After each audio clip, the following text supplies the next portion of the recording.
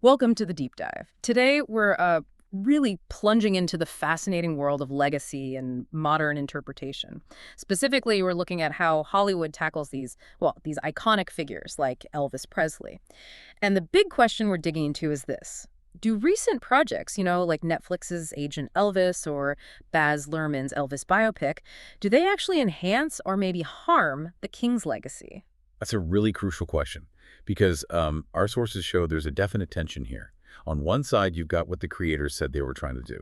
Luhrmann, well, he aimed for this big, immersive, almost mythical take on Elvis, focusing on that relationship with Colonel Parker.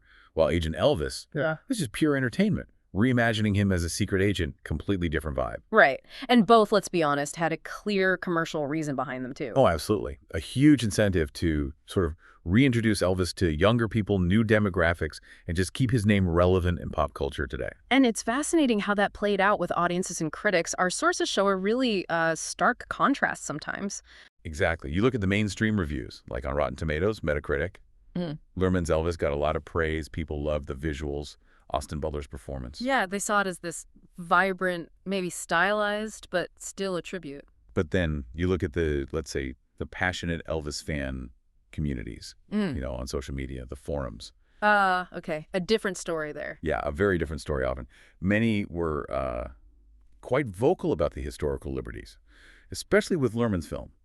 Things like the portrayal of Colonel Parker, maybe pushing the villain angle too hard, or how the timeline got compressed, blurring important life events. And Agent Elvis, I imagine that raised some eyebrows, too. Definitely. I mean, some fans just enjoyed the fun of it, the absurdity.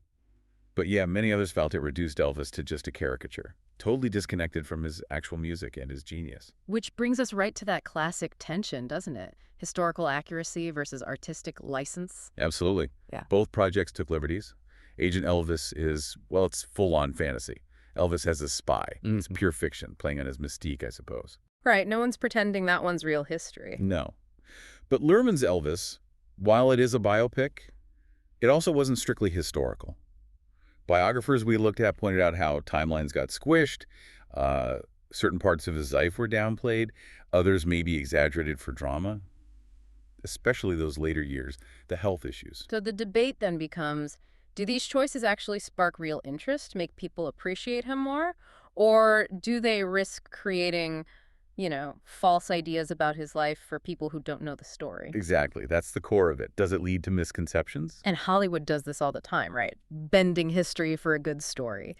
So are these Elvis projects typical or something different? And what's the actual impact? Well, culturally, there was definitely a bump in interest, particularly after the Luhrmann film. Yeah, you saw that in the data. Oh, yeah. Clear spike in Elvis music streaming, even renewed interest in merchandise, stuff like that. For a lot of younger viewers, this was their first real introduction to Elvis. Okay, so it reached new people. It did. But the question remains, does that first taste lead them to his incredible music, his complex, real story? Or are they just getting this pop culture version, sort of flattened out Elvis like some fans worry about? The caricature thing again? Right.